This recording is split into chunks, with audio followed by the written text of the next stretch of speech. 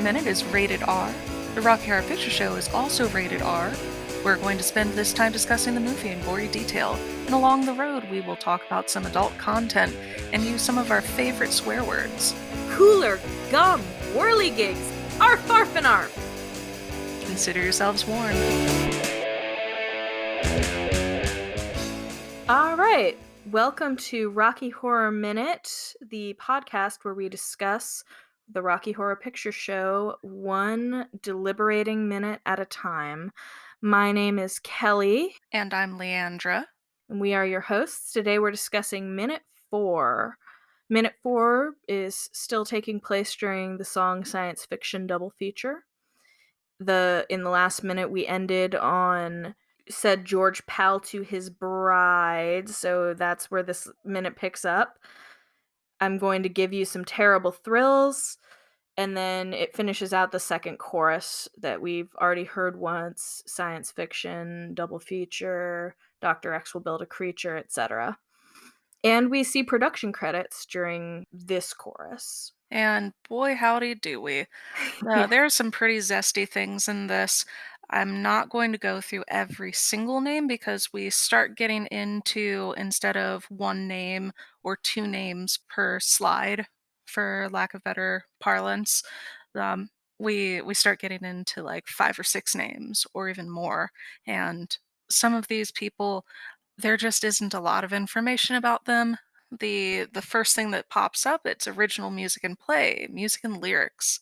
Richard O'Brien. We've already talked a little bit about Richard O'Brien. Well, maybe a lot of it. We're probably going to talk a lot more about him. Richard O'Brien, sponsor us.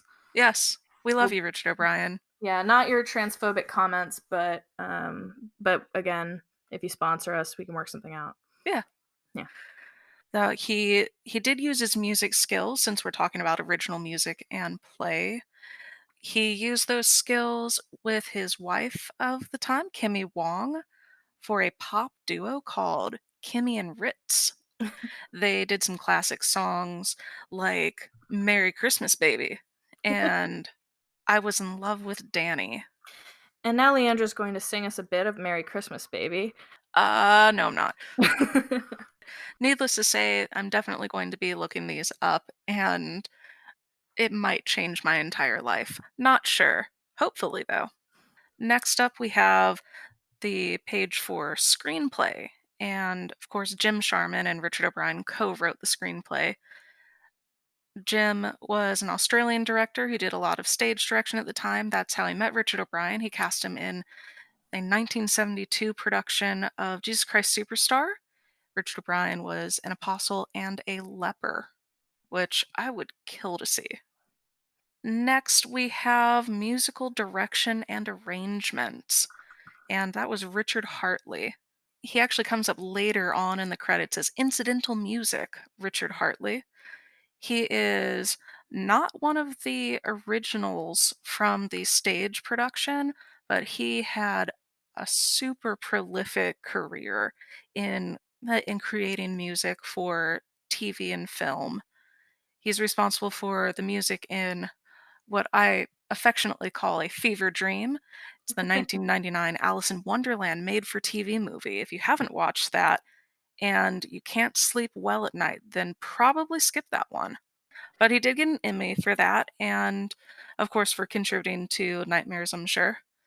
Classic Whovians out there may have heard his music when the Sixth Doctor, which of course is Colin Baker, is on trial with the other Time Lords. The series of episodes is called Mind Warp, kind of like Time Warp, I'd like to think, and that was released in 1986. Moving right along, we've got the director of photography, Peter Susitsky. And what did you just call me? well, I called you a Susitsky. Okay. And what is Peter Susitsky? Well, I'm going to answer that question with another question. Mm-hmm. What do you think the following films have in common? Okay. Rocky Horror Picture Show, Mm-hmm. Litztomania, The Empire Strikes Back, Naked Lunch, Immortal Beloved, and Mars Attacks. Oh my god.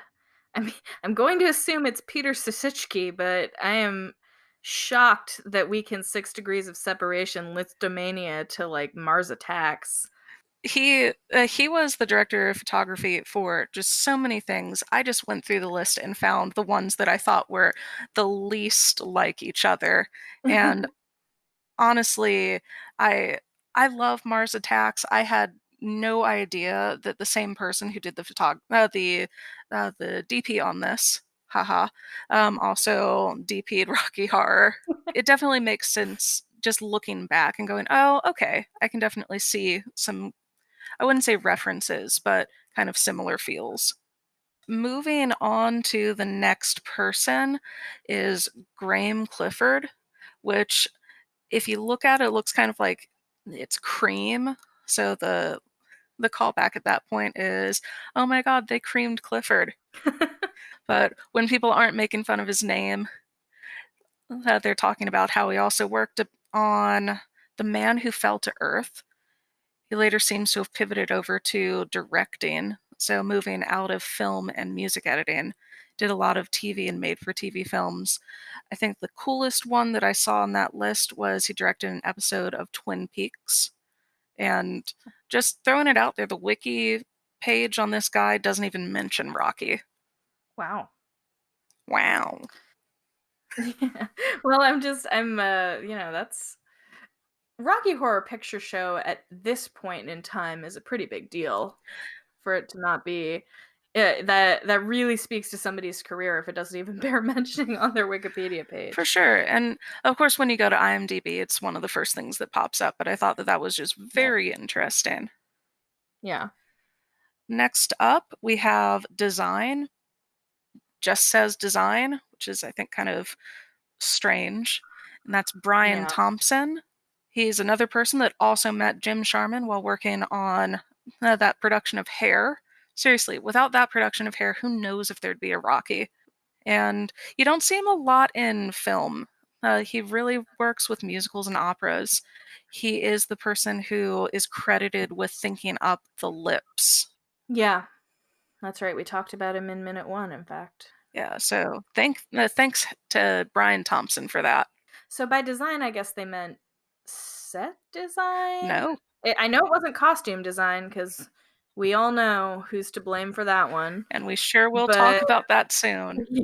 yeah, but, so when we say design, we're talking about sets or not It's not sets? really sets. It just Yeah. seems like he's the designer for ultimately a lot of musicals and opera. So I think that it's more he might be doing set design, but he's also doing things like kind of setting tone I uh, see. with everything. I see, I see. So you brought up who's to blame, Suits to blame. and that leads us wonderfully into our next piece. It's the original costume design by Sue Blaine. People asked her about costuming in this movie after the fact, and she does often in interviews speak very kind of clearly about her recollections, some of which are just like wrong. But some fun facts about this: the costume budget for the Rocky Horror Picture Show in its entirety was $1,600. And Wow. she put together a lot of really cool stuff with that money.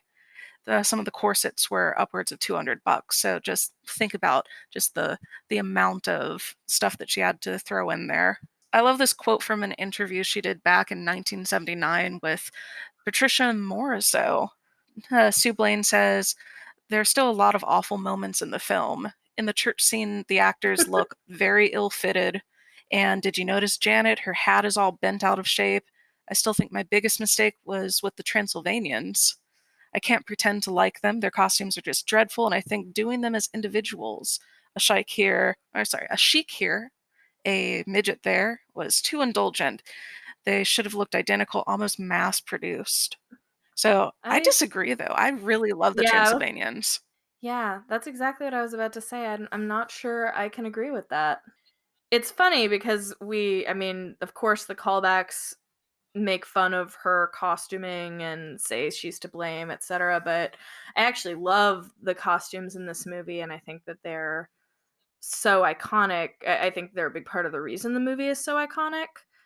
But and as a shadow caster, it's frustrating, but there is so much detail in the costumes that I think she really did an amazing job of putting interesting details into every costume that generations of people would then have to figure out how to recreate. There's a lot of work put into it for something that it sounds like she like the for sorry, so for the Transylvanian costumes, if she wasn't a fan of those, I'm shocked that she put so much obvious effort into it, you know? Yeah, and as I said before, that looking at some of the nuances of the Transylvanians, and we will talk about these Transylvanian costumes later on, I'm sure, but it looks very, very detailed and very delicate. I also think that it's kind Yeah. of interesting that she did the original costumes for the Rocky Horror Show, and there are some costumes that kind of translated well to the screen, and others that she just completely changed. Like Patricia Quinn's costume for Magenta switched to a very subdued kind of maid outfit for the film, which I've I've really thought of as kind of an iconic magenta look, but if you're looking at stills from the Rocky Horror Show, completely different. It's more of a lingerie look. Oh, I didn't know that because again, I haven't seen the Rocky Horror Show live ever.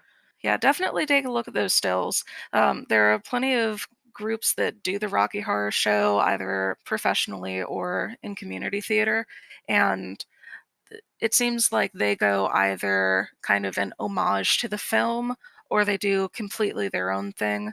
I've seen it both ways, and both can be done really well. I did know a girl in high school who played the lips. Like, she dressed as a giant pair of lips to play the usherette, I guess, but I mean, but her character's name was the Lips in this community theater production she was in. Well, that's fun for her.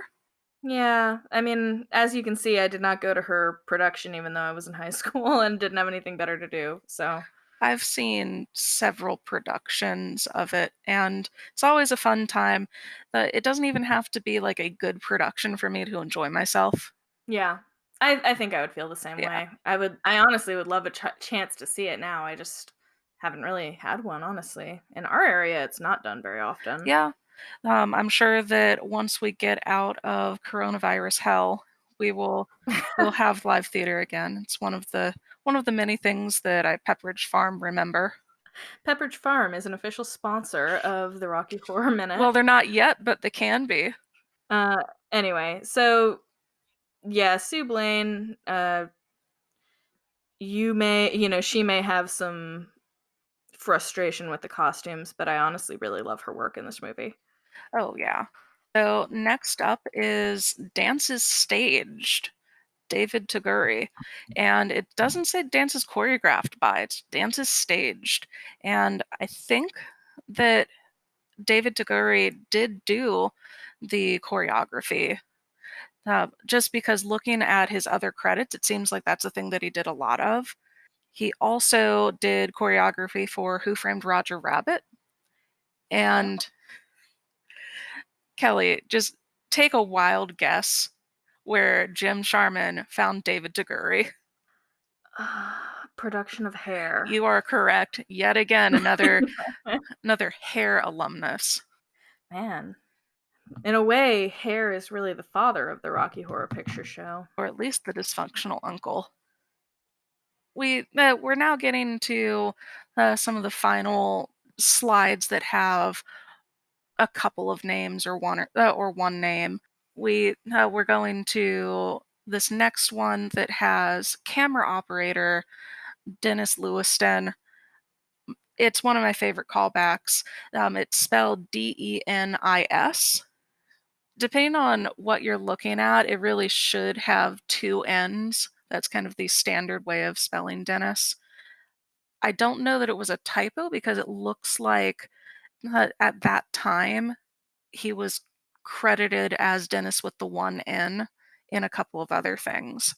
So, not 100% sure why he decided to go with that, but I referred to kind of my favorite callback. It's, does that say Dennis or penis? Dennis has 2 N's, so that looks like a drippy dick to me. That's funny. I really dig that one. And on that same page, we have Dick Frift. I don't really have much to add to the fact that his name was Dick Frift, other than I love that name. Like, imagine the balls that you have to go around in life as Dick Frift. He was also the construction coordinator for 2001: A Space Odyssey. And those are all of the credits for this one. Some fun stuff. I definitely skimmed over a couple, but if you are one of the people that I skipped and you are still alive, please let me know and I will spend several minutes talking about how amazing you are. Yes, if you endorse our podcast. Of course. If there is any any particular production credit that's of note that we missed, that anybody has anything to say about, I'd love to hear it, honestly. Oh yeah. That's really all I had for the actual minute content, unless, I mean, there isn't really anything else to discuss besides the credits. Yeah, the only thing that I'd throw out there is uh, this is one of those really great times for the audience to yell callbacks. There's a there's a lot of stuff on the screen that they can play with, and we'll talk about that a little bit more in the next minute, of course. But Trixie also can have a real fun time with this one. Oh, yeah? Yeah, I've definitely seen a couple of really fun Trixie routines, and at this point, we're of course wrapping up, and there's if you're going to have a stripping Trixie, they're probably not wearing many clothing articles at this point, and what I like to do when I'm choreographing a Trixie routine is this is the part where I start wandering around the audience. If I have candy, this is when I start throwing it at the audience members, and that always makes people just super happy to be alive. I remember the one time though, I had like 3 or 4 Jolly Ranchers um, in the bucket still, and I was about to go backstage, so I tried just flinging them out of the bucket. I ended up whacking somebody directly in the face with all of these at an incredibly high speed. I wanted to just melt into the wall, But really, you were melting into their mouth. at least not their hand. We touched a little bit on callbacks, but what are there any other great callbacks during this minute that you know of? Honestly, there really are a lot. This is, like I said before, there's a lot for the audience to play off of, and they don't have to have it memorized. It's all written there. They can go like, "Oh, this is where there's Dennis Lewiston. I can make fun of his name because it's only one N." The only thing that I would throw out there is if you get somebody who knows like a lot of callbacks, this is where things start to get a little bit like a stream of consciousness yell as you're trying to get everybody in. Yeah, the main one I know of is, of course, the "Who's to blame, Sue's to blame," and that's a classic, but I don't know a lot of the ones for the different production names. There are some people that like going, "Ladies and gentlemen, Dick number 1," and then you see Richard O'Brien's name, and then, "Ladies and gentlemen, Dick number 2," and again, it's Richard O'Brien. "Ladies and gentlemen, Dick number 3, Richard Hartley." What happens when you, put 3 dicks together? You get a Peter, that sort of thing. I think that that's cute, but it's a little bit of a long sell. Yeah. Yeah, it's a slow Yeah, burn. but Oh, definitely worth well. it. Yeah. But that's all I have, and if you are also done, I guess that we can end this one with with the same thing that we end all of our episodes with. Yeah. So Now, you you don't don't have to go have to home, go but you home, but can't you stay can't here, stay so here. get the So get fuck the fuck out. out. That was swell.